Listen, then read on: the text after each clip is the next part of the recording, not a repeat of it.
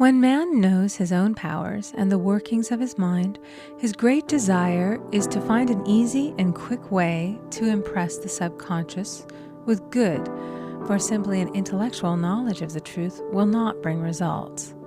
In my own case, I found the easiest way is in casting the burden. A metaphysician once explained it in this manner. He said, "The only thing which gives anything weight in nature is the law of gravitation, and if a boulder could be taken high above the planet, there would be no weight in that boulder." And that is what Jesus Christ meant when he said, "My yoke is easy and my burden is light." He had overcome the world vibration and functioned in the fourth dimensional realm, where there is only perfection, completion, life, and joy. He said, "Come to me, all ye that labor and are heavy laden, and I will give you rest. Take my yoke upon you, for my yoke is easy and my burden is light." We are also told in the 55th Psalm to cast thy burden upon the Lord. Many passages in the Bible state that the battle is God's, not man's, and that man is always to stand still and see the salvation of the Lord.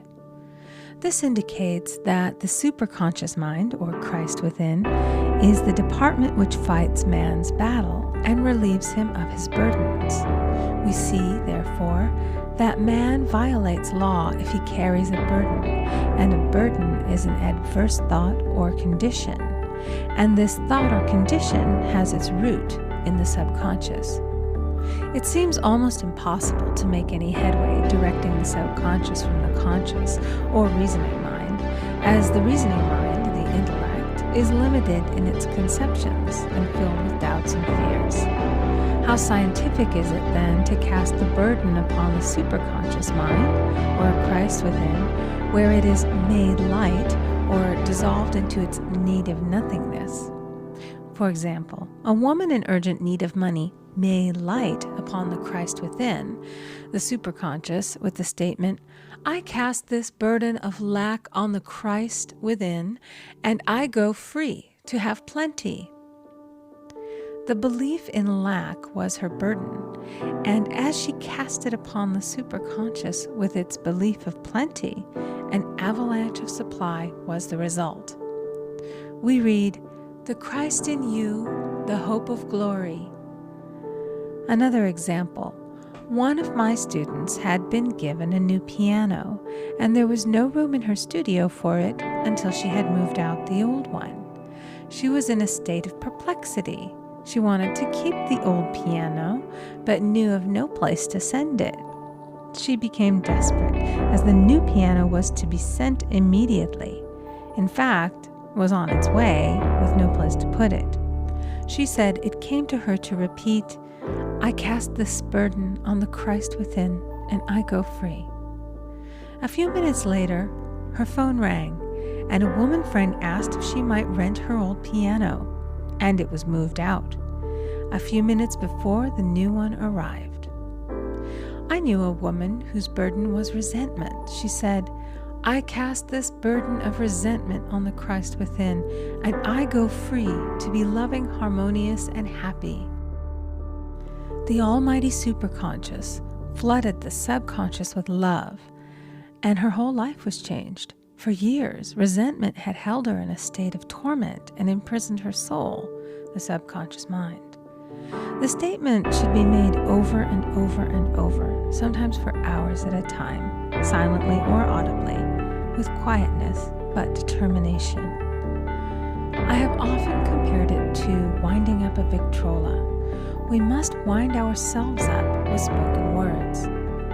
I have noticed in casting the burden, after a little while, one seems to see clearly. It is impossible to have clear vision while in the throes of carnal mind. Doubts and fear poison the mind and the body, and imagination runs riot, attracting disaster and disease. In steadily repeating the affirmation, "I cast this burden on the Christ within and go free," the vision clears, and with it a feeling of relief and sooner or later comes the manifestation of good, be it health, happiness, or supply. One of my students once asked me to explain the darkness before the dawn. I referred in a preceding chapter to the fact that often, before the big demonstration, everything seems to go wrong, and deep depression clouds the consciousness. It means that out of the subconscious are rising the doubts and fears of the ages. These old derelicts of the subconscious rise to the surface to be put out. It is then that man should clap his cymbals, like Jehoshaphat, and give thanks that he is saved, even though he seems surrounded by the enemy, the situation of lack or disease. The student continued, "How long must one remain in the dark?" And I replied, "Until one can see in the dark. And casting the burden enables one to see in the dark." In order to impress the subconscious, active faith is always essential. Faith without works is dead. In these chapters, I have endeavored to bring out this point. Jesus Christ showed active faith when he commanded the multitude to sit down on the ground before he gave thanks for the loaves and the fishes. I will give another example showing how necessary this step is. In fact, active faith is the bridge over which man passes to his promised land. Through misunderstanding, a woman had been separated from her husband, whom she loved deeply. He refused all offers of reconciliation and would not communicate with her in any way. Coming into the knowledge of spiritual law, she denied the appearance of separation. She made this statement: "There is no separation in divine mind. Therefore, I cannot be separated from the love and companionship which are mine by divine right." She showed active faith by arranging a place for him at the table every day, thereby impressing the subconscious with a picture of his return. Over a year passed, but she never wavered, and one day he walked in. The subconscious is often impressed through music. Music has a fourth-dimensional quality and releases the soul from imprisonment. It makes wonderful things seem possible and easy of accomplishment. I have a friend who uses her Victrola daily for this purpose. It puts her in perfect harmony and releases the imagination. Another woman often dances while making her affirmations. The rhythm and harmony of music and motion carry her words forth with tremendous power. The student must remember also not to despise the day of small things. Invariably, before a demonstration come signs of land. Before Columbus reached America, he saw birds and twigs, which showed him land was near. So it is with a demonstration, but often the student mistakes it for the demonstration itself and is disappointed. For example, a woman had spoken the word for a set of dishes. Not long afterwards, a friend gave her a dish which was old and cracked. She came to me and said, "Well, I asked for a set of dishes, and all I got was a cracked plate." I replied, "The plate was only signs of land. It shows your dishes are coming. Look upon it as birds and seaweed." And not long afterwards, the dishes came. Continually making believe impresses the subconscious. If one makes believe he is rich and makes believe he is successful, in due time he will reap. Children are always making believe, and except ye be converted and become as little children, you shall not enter the kingdom of heaven.